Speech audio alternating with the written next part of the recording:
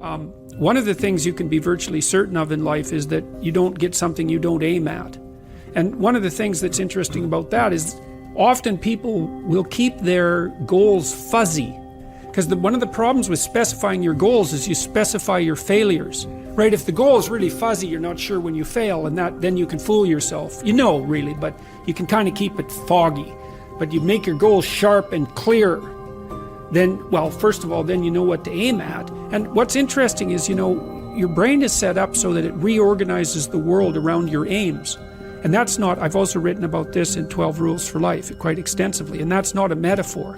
Like, we don't see much of the world, because there's a lot of the world and there isn't much of us. And so we see what we aim at, we aim with our eyes. And here's an example. So, like, great apes don't really have much of a white in their eyes, but human beings do. And the reason for that is that we've evolved to detect where everyone else is looking. And so if I can't tell where you're looking, I don't know what you're up to.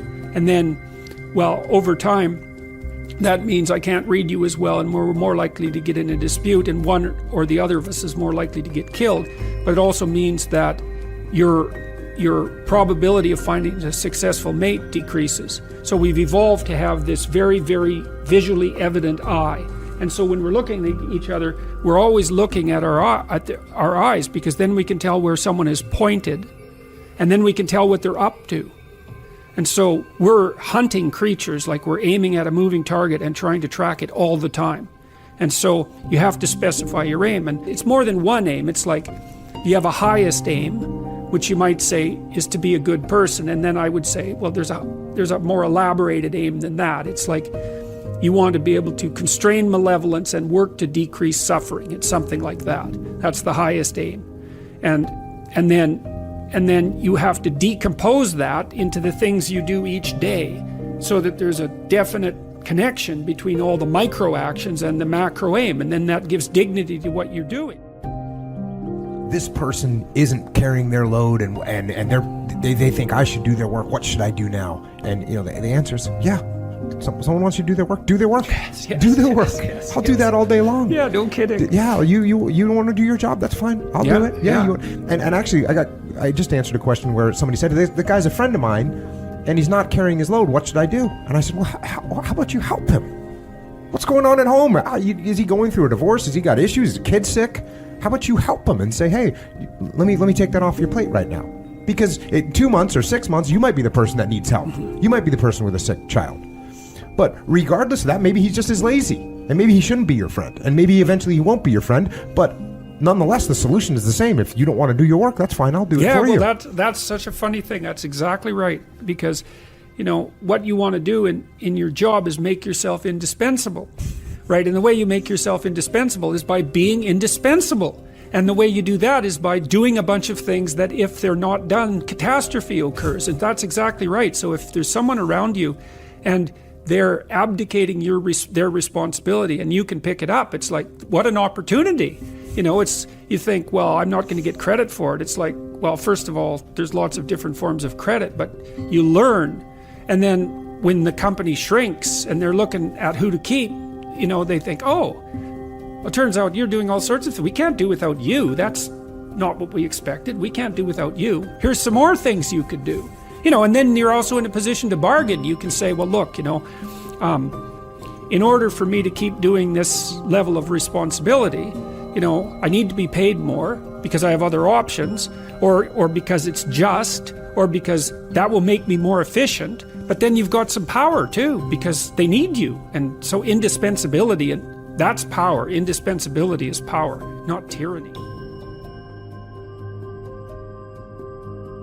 You can't exist outside of a framework of value.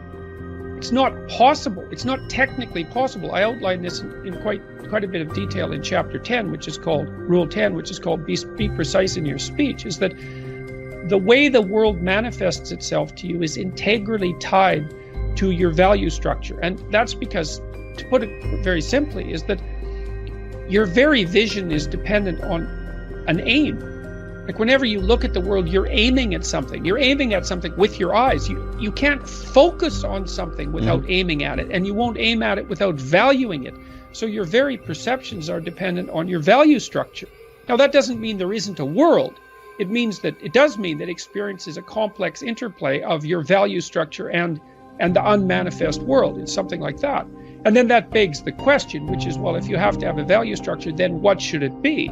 Well, and then that brings us back to the ideas that we were talking about earlier. Like you should value being. You should take on the responsibility of being as your highest ethical obligation and try to improve it, try to reduce suffering, try to make the most out of yourself in a way that's beneficial to you and your family and your community. You should aim high, and your perceptions will reconfigure themselves around those aims, and that will allow the world to manifest itself to you in the most positive possible manner, or at least in the most meaningful possible manner. And in the absence of that, all you have is stupid suffering. That is the anxiety and depression that we talked about earlier. Without a point, without value, without an aim, all you're left with is the misery and anxiety of life. That makes people bitter. I love to bring up the notion of the aim, because one can react to this stupid suffering in a number of ways, but this is so clear. You write in it, you say, you cannot aim yourself at anything if you are completely undisciplined and untutored. Mm-hmm. You will not know what to target, you won't fly straight, even if you do get your aim right. And then you will conclude there is nothing to aim for, and then you will be lost. And these days, the prevailing moral framework, as I see it, is if it feels good, do it. How is it that discipline and the straight and narrow offer the best chance for a good life? How is it that we have forgotten that is the case? Well, the reason that discipline is necessary is because you're a mass of competing short-term interests. And so the question is then, well, which short-term interest should win out? And the answer to that is, well, none of them. They need to be organized into a hierarchy that makes them functional across time and across individuals. So like a 2-year-old is very likely to act out his or her proximal impulse. But of course, a 2-year-old can't survive in the world. You have to bring your primary instincts, let's say, under the regulatory structure of a higher order value system that allows them to manifest themselves without undue mutual sacrifice across large spans of time in the presence of large numbers of other people. So that requires a very sophisticated ordering. It's like, we already talked about the fact that a meta-narrative is necessary to unite subcultures, say, so that they can operate peacefully and harmoniously within the same space. The same thing applies within you, because you're an internal coalition of warring single-minded tribes, and they have to all be brought under the organizational structure of long-term collective vision, let's say. Mm-hmm. And in order to do that, you have to be disciplined. And any discipline, technically speaking, is an attempt to bring all those competing short-term impulses under a larger scale and more inclusive framework. And so you do that, and then, well, that's actually what gives you freedom. Being impulsive and being free aren't the same things, because if you're impulsive, you're just the slave of your impulses. Right. There's no freedom in that. That's the same freedom, so to speak, literally, that a 2-year-old has, because a 2-year-old isn't socialized yet. So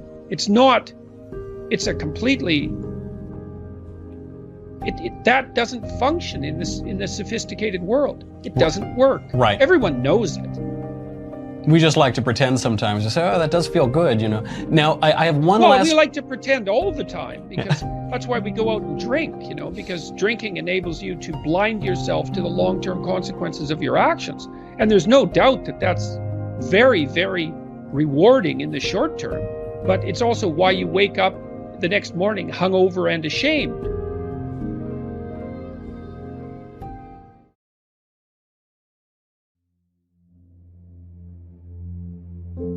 The question to some degree is, how do you help someone that's lost?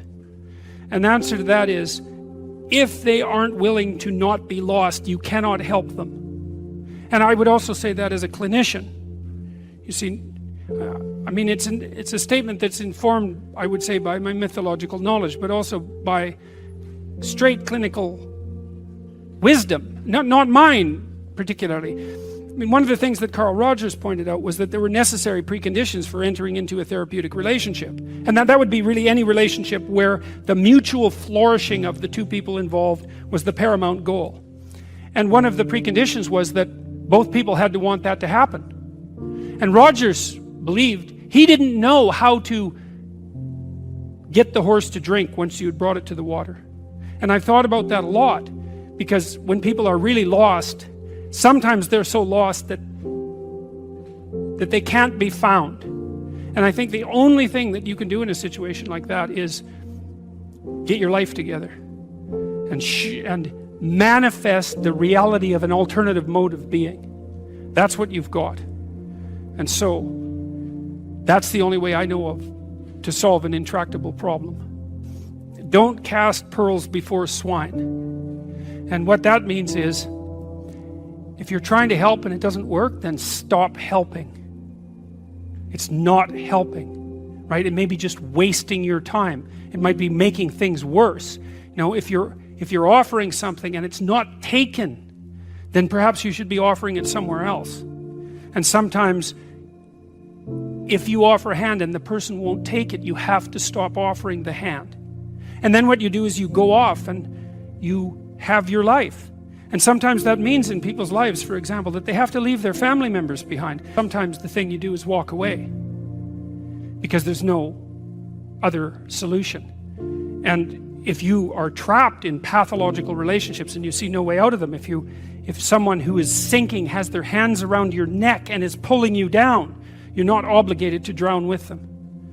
You know, there's a rule too if you're a lifeguard. You know, some of you have had lifeguard training. How do you approach someone who's drowning and panicking in the water? Feet out, right, like this. It's like, I'll save you, but that doesn't mean you get to drown me while I'm doing it. And if it's you drown or both of us drown, it's you drown. And that's wisdom. That's not cruelty, right? So, yeah.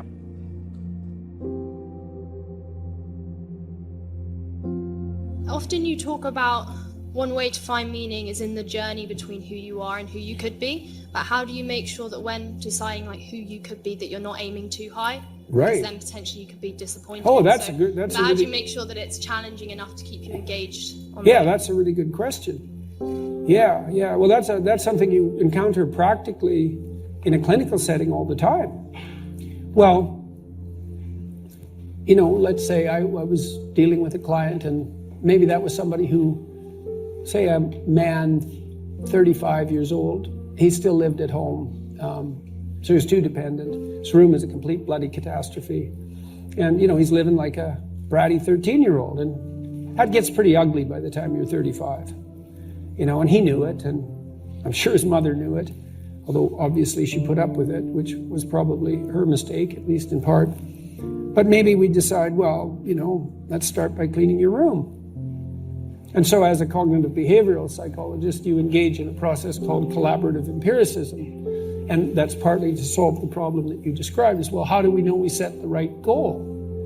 Well, we'd say, well, go try it. And just watch yourself like you don't know who you are, and come back next week and we'll see how you did. And maybe, I remember this one client, he came back and he said, you know, I went and got the vacuum cleaner from the closet, which is something I really never done. And I put that vacuum cleaner in the doorway of my bedroom, crossways, so it blocked the doorway. And then I just walked over it for a whole week. And like, he was completely nonplussed at his own intransigence. And look what he did, eh? He was so resentful and so angry that he, instead of vacuuming his damn bedroom like he planned, he just stuck the vacuum in his own way and then martyred himself over it every day for a week. It's like, okay then, we're starting to get somewhere with the whole you living at home thing here.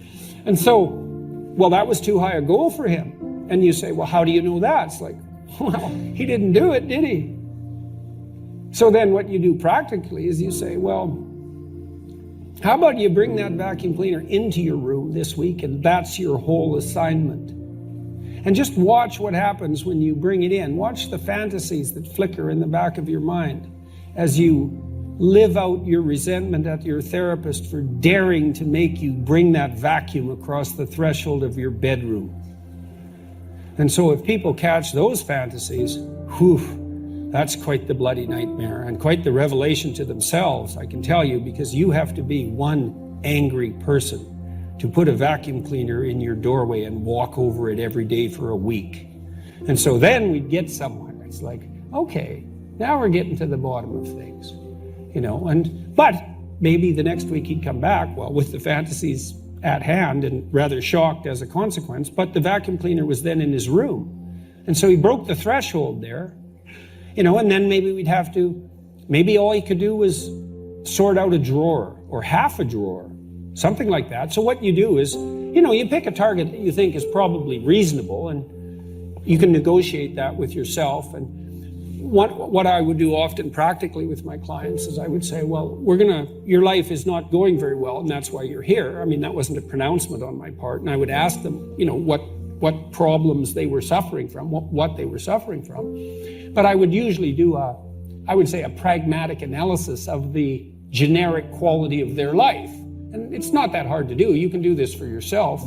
It's part of this self-authoring program that I have online.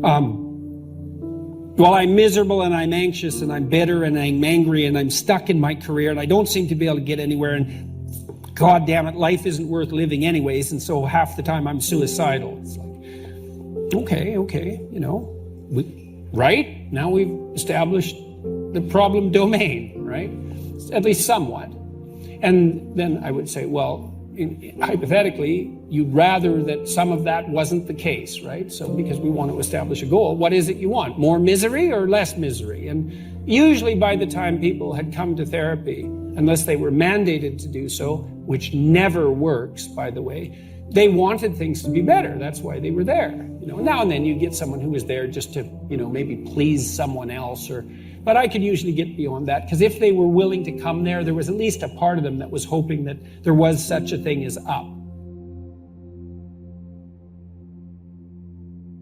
And then we'd just walk through their life. It's like, okay, well, let's do an assessment. Do you have any friends? And how often do you see them?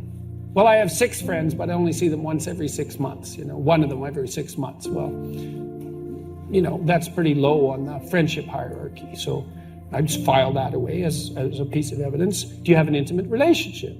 Are you as educated as your intelligence would indicate might be useful? Do you have a job? Do you have a career? Or failing that, a job? Right? Because generally people need at least a job and perhaps hopefully a career. How do you regulate your drug and alcohol use? Because that's a major pitfall for people. How do you use your leisure time? How do you take care of yourself mentally and physically? Now, that's not everything about life, right? But if you don't have any of that, well, we have a place to start then, you know, like maybe you should try to make one friend. You know, and there are ways of doing that. So, for example, one of the things that my wife and I used to do when we moved to a new place, which we did fairly often, was we'd pick some local hangout place, restaurant, bar, something like that, and we just go there every week. And until we started to know at least the proprietors, we'd introduce ourselves and we'd make that a routine, and then, you know, you can get to know people. And sometimes with my clients, I would have to, some of them were incredibly not socially skilled, like in ways you just have no idea. Well, maybe some of you do. How? Well, because I don't mean you specifically, although maybe I do, but you certainly may know people like this. I had one client who was literally so socially anxious he could not use a telephone. And so he was he was absolutely terrified of people. He'd been horribly bullied. He was 3/4 deaf. He had obsessive compulsive disorder. He had an intellectual impairment. I mean, this guy had a rough time, man. And he was so terrified he could hardly talk to men and women, man. They were so terrifying to him. He just didn't even know literally where to start. Well, sometimes when people are extremely impaired, they don't know anything basic. They have no friends. This is why. Well, they introduce themselves like this. What's your name? And then maybe you say it, but they're so preoccupied that they don't hear it, and then they shake hands. So let's shake hands.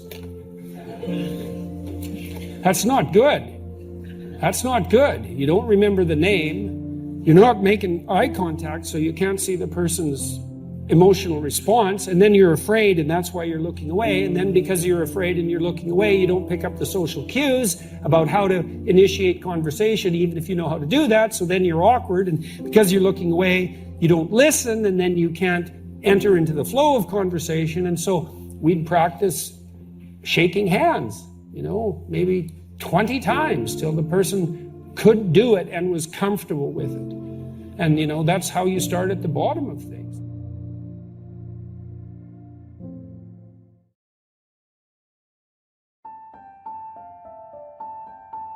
I'm really on the side of the person that wants to do something positive with their life, to make their own life better, because I think that's where you should start. You should start by maximizing the quality of your own life. That's not a selfish thing, or if it is, it's the right kind of selfishness. And that you should figure out how to do that in a way that's of benefit to your friends and your family and your community. And you should take that deadly seriously. And the reason you should do that is because that just makes life better for everyone. And it reduces a fair bit of the misery that would otherwise be part and parcel of life, and it makes everything function smoothly. And one of the things I'm really curious about is what the world would be like if everybody decided to do that, because human beings are really remarkable creatures, and we hobble ourselves very badly with deception and resentment and revenge and the desire to make things worse and arrogance and all those sins, let's say, that make us deviate from our true path. And our true path should be something like, imagine the noblest aim that you can conceptualize and then sacrifice your life to attempting to attain it. And there's nothing in that isn't good for everyone.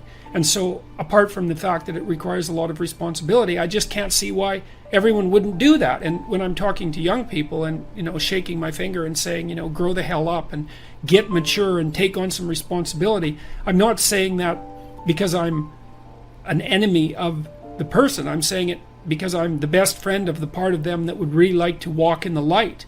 And it's an invitation to walk in the light. And it would be remarkable. This is what we need to do, as far as I'm concerned, not only in the West, but in the world at large, but maybe in the West first, is we have to consciously decide that we're going to do everything we can as individuals to walk in the light, and to regard that as a noble and heroic endeavor, and to make that first and foremost in our lives. And that's what we should be educating young people to do, and they can do that. And so I have dozens of people writing to me and talking to me all the time who are saying the same thing. They're saying, look, I've really been trying to get my act together over the last 6 months. I've been trying not to lie, which is slightly different than trying to tell the truth, right? It's a more humble goal to not lie, because you can tell when you're lying, but you can't necessarily tell when you're telling the truth. And I've been coming up with a plan, and I've been trying to discipline myself, and I've been cleaning up my room, which is like a nice humble act that involves transforming chaos into order. And they write and say, God, things are just working out way better for me. It's like, whoa, do it, man. That's just, you keep that up for 15 years and you'll be unbeatable. And that's what we should be convincing young people to be, is to be unbeatable. If you're not doing what you want to do or what you think you should be doing, drop the presumption that you know who you are and start to negotiate with yourself like you're a stranger who needs to be enticed forward. Because you don't know who you are, especially if you're not able to regulate your behavior, because that's evidence that you don't know who you are. Something is driving the ship. It's not you, or it's not the you think you are.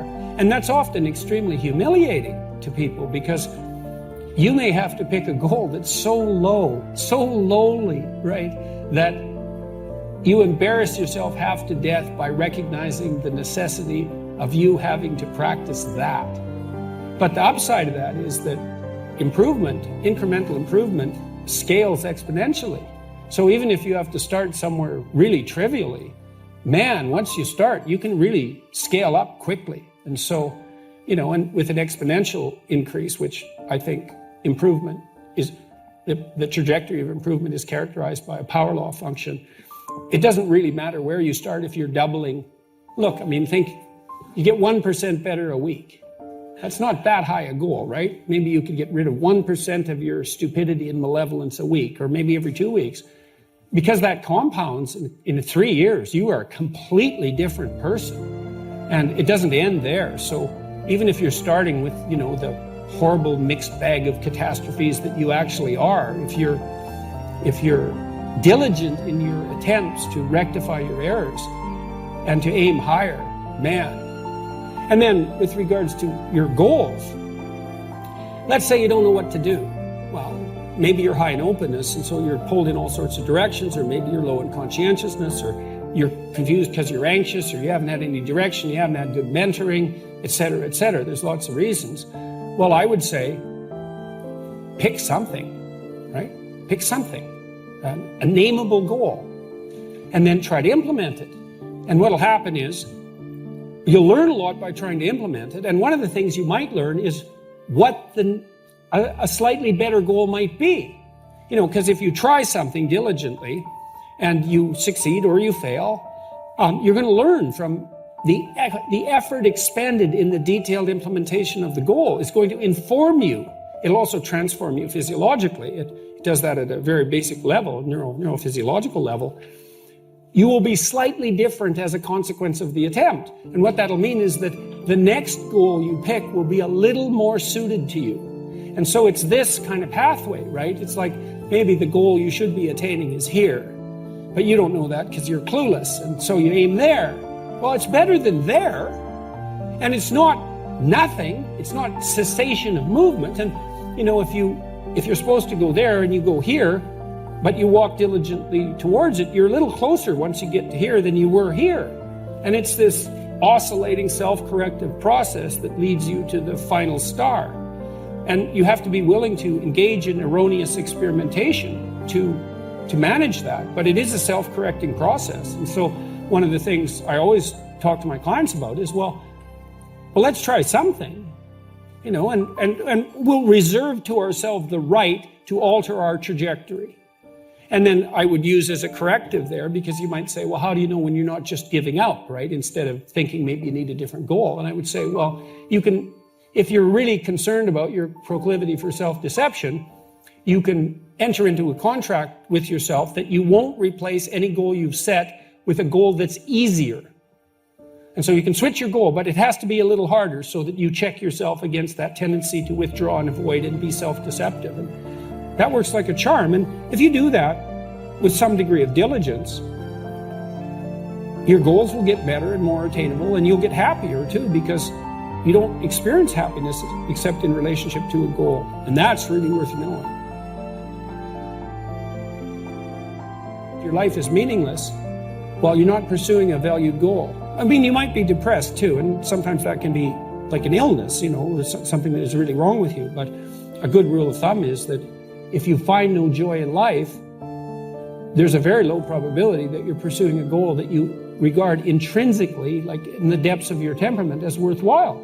And that's technically true, because we do in fact experience most of the positive emotion, let's say, that's associated with emotions like joy. We experience that in relationship to a goal. So, well, then you want to find a goal that regulates your negative emotion and that brings you a certain amount of positive emotion and that expands your competence as you pursue it, and you will experience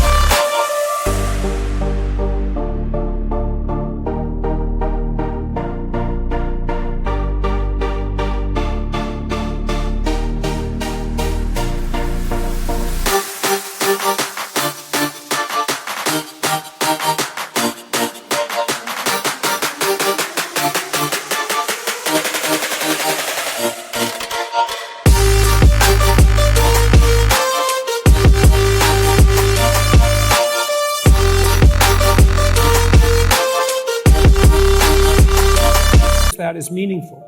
That's really what meaning signals. Meaning signals you're doing all those things. You say, well, that's not real. It's like,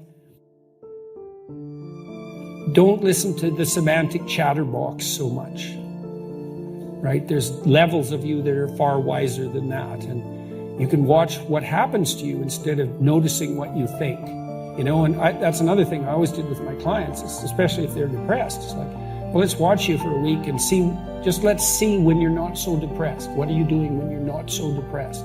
Now, for some people who had an endogenous depression, they were just depressed all the time.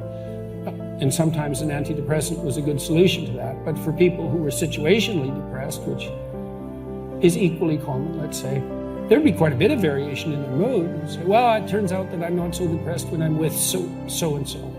It's like, okay, well, why? And more importantly, how can we do more of that? And when were you more depressed? Well, when I'm alone in my room, you know, brooding. Okay, well, how about you spend 10% less time this week alone in your room? Like, we'll introduce 10%, let's say. So you're awake for 16 hours, so that's an hour. Now we'd probably go for 5%, half an hour. That's a hell of an improvement over 20 weeks, right? Because that would be 100% less time doing counterproductive brooding.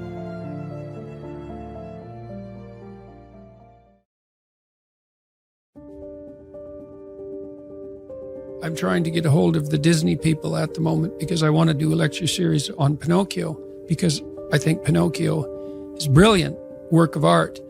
And if you're a puppet and an actor, and Pinocchio is both at times in that movie, both a puppet and an actor. So why an actor? Like, why is there something wrong with being an actor? Well, the first question is, well, who sets your role? And then the second question is, who's pulling your strings? So you've put on this front that is there to make you popular and sexy and desirable and to mask from yourself your own inadequacies. But that's a role.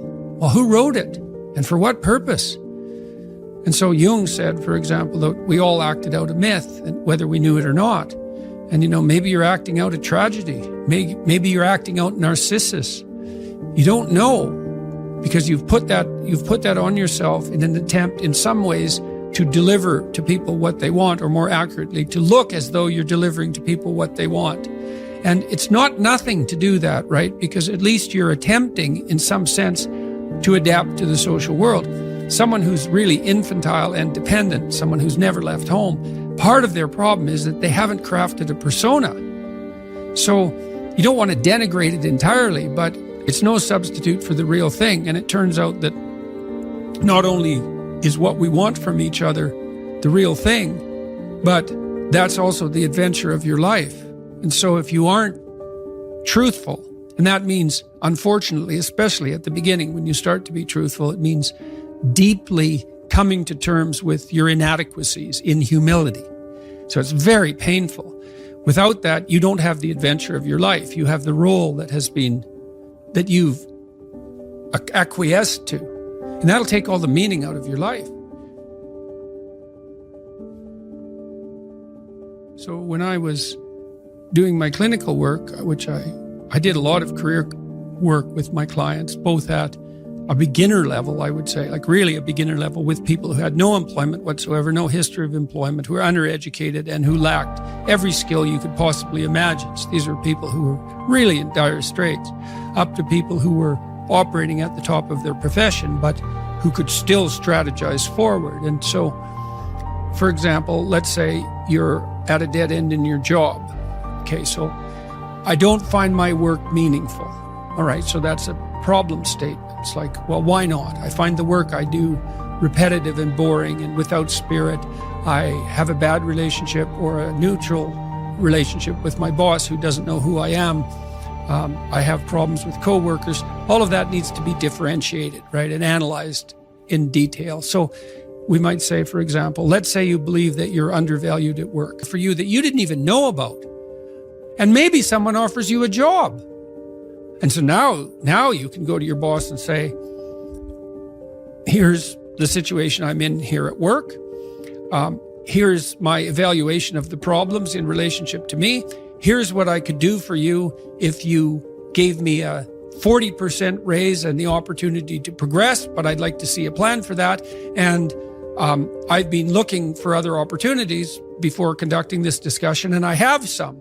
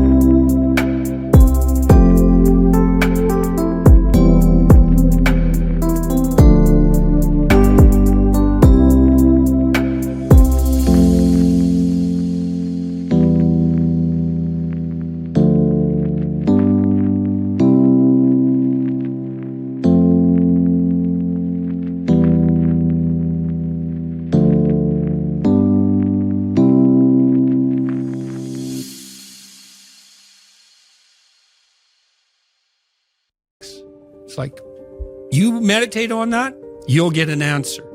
And it won't be one you want, but it'll be the necessary one. You know, and it's often something that will point you to small things. So Carl Jung said, people in the modern world don't see God because they don't look low enough. And so imagine you're in your messy bedroom, you know, and you're sitting on the edge of the bed trying to have an honest dialogue with yourself. And the little voice says, you know, it's pretty disgusting in here. And you think, well, I'm way above such trivial niceties as organizing my room. It's like, well, that's pride. That's arrogance. If you're above organizing what's actually yours, how in the world are you ever going to organize anything else? And so you get on your knees and you think, well, it's time to, you know, take a brush to the toilet. And maybe that's where you start. And so, and that works, like that works. You start making those micro improvements, like real micro improvements, real on the ground, actual micro improvements to things you know that are wrong, you'll improve unbelievably rapidly.